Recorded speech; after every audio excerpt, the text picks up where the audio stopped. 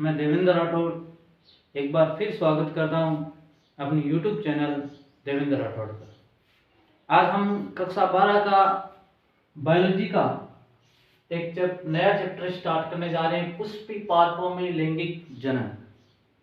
इस चैप्टर में हम पुष्प हैं उनमें किस प्रकार से पेड़ पौधों में जनन होता है, लैंगिक जनन है, उसके बारे में पढ़ने वाले हैं। लेकिन उससे पहले हमें इस चैप्टर में हम क्या पढ़ेंगे, आज मैं आपको पुष्प की सामान्य जानकारी देने वाला हूं कि पुष्प है उसके सामान्य कौन कौन से जो अंग हैं वो किस प्रकार से काम करते हैं, किस प्रकार से इनमें जनन होता है।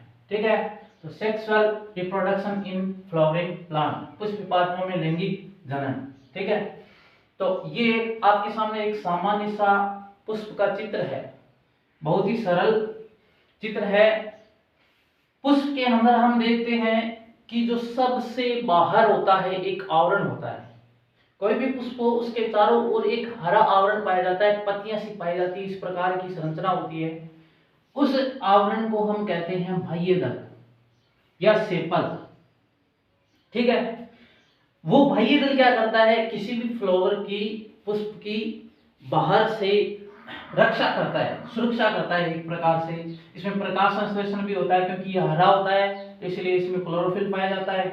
ठीक है, यदि हम बाह्य दल को हटा दें तो उसके अंदर चारों ओर जो आवरण पाया जाता है उसको कहते हैं दल।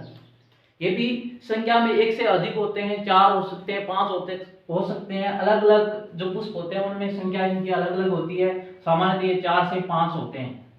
ठीक है, तो ये रंग बिरंगे होते हैं, दल होते हैं या पेटल, ये क्या होते हैं, रंग बिरंगे होते हैं। जैसे किसी पुष्प का जो रंग है वो क्या होता है, जैसे मान लीजिए लाल है तो ये दल क्या होंगे, लाल रंग के होंगे। यदि ये सफेद है तो ये दल किस रंग के होंगे, सफेद रंग के होंगे। ठीक है, तो ये जो पुष्प का जो रंगों का निर्धारण है वो दल के द्वारा होता है, यानी दल है वही जो पुष्प रंगीन दिखाई देता है वो दल के कारण ही दिखाई देता है। दल के अंदर एक और संरचना होती है जिसका नाम है पुंकेसर।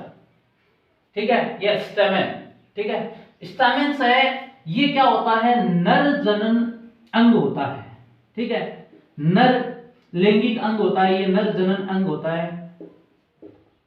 जो द्विलिंगी पुष्प होते हैं, जो द्विलिंगी पुष्प होते हैं उनमें नर जनन अंग और मादा जनन अंग दोनों पाए जाते हैं। ठीक है, इसको कहते हैं पुंकेसर, और जो मादा जनन अंग होता है उसको कहते हैं स्त्री केसर। तो दोनों एक ही पुष्प में पाए जाते हैं द्विलिंगी पुष्पों में।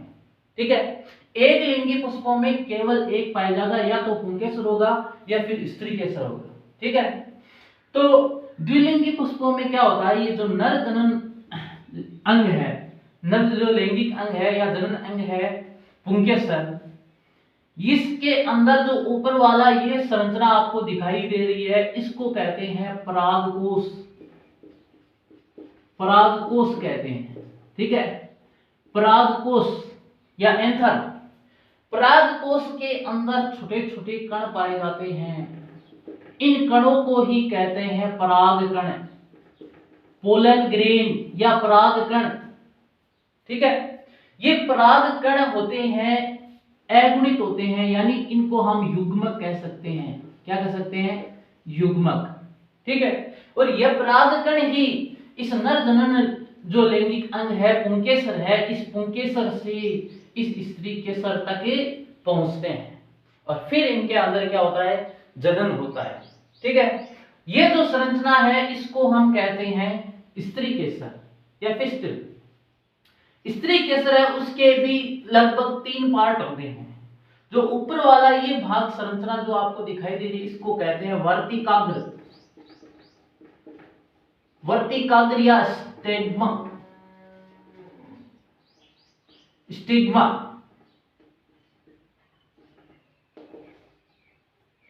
इस संरचना के ऊपर यहां पर कुछ चिपचिपा सा पदार्थ पाया जाता है और ये क्या करता है, पराग कणों को यहां पकड़ लेता है, चिपका लेता है। यहां से परागकण है वो हवा के द्वारा, जो जलीय पौधे होते हैं उनमें जल के द्वारा या किसी भी माध्यम से यहाँ से चलकर यहाँ तक पहुंच जाते हैं। जब यहाँ आते हैं तो ये इसके ऊपर चिपक जाते हैं, ठीक है। तो ये संरचना होती है वर्तिकाग्र, और इसके आगे की ये पार्ट है, इसको कहते हैं वर्तिका। और वर्तिका के नीचे ये जो आपको संरचना दिखाई दे रही है, इसको कहते हैं अंडाशय। ये होता है अंडाशय। अंडाशय के अंदर पाया जाता है बीजांड। क्या पाया जाता है? बीजांड पाया जाता है। और बीजांड ही आगे चलकर किसका निर्माण करता है? बीज का निर्माण करता है।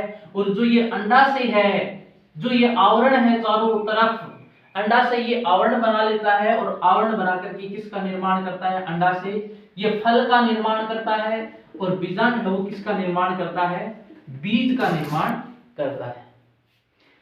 तो यहां से जो परागकण चल करके यहां आते हैं, यहां से चिपकने के बाद ये परागकण नीचे की ओर जाते हैं, और यहां जाकर के इस स्त्री के सर के अंदर और बीजांड से ये मिलकर संयुग्मित होकर के और फिर किसका निर्माण करते हैं? फल का निर्माण करते हैं। जब इनके अंदर संलयन होता है और जब ये युग्मज बना लेते हैं, क्योंकि ये परागकण अगुणित है, ठीक है, और ये बीजांड इसके अंदर भी अगुणित, दोनों आपस में मिलकर के क्या बना लेते हैं? द्विगुणित संरचना बनाते हैं, जिसको युग्मज कहते हैं। और युग्मज भी आगे चलकर फिर किसका निर्माण कर लेता है? फल का, ठीक है। एक परिपक्व फल में रूपांतरित हो जाता है। जब ये फल बन जाता है तब इसके जो बाह्य दल है वो हट जाते हैं, दल हट जाते हैं, और फिर इसकी संरचना किसमें बदल जाती है? फल में बदल जाती है।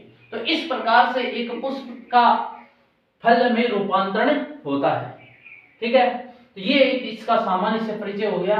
नेक्स्ट चैप्टर में हम किस प्रकार से ये परागकोश है वो किस प्रकार की संरचना होती है, किस प्रकार से परागकणों का निर्माण होता है, ये हम आगे पढ़ने वाले हैं। परागण, लघु बीजाणुधानी, और किस प्रकार से इनमें परागकणों का निर्माण होता है।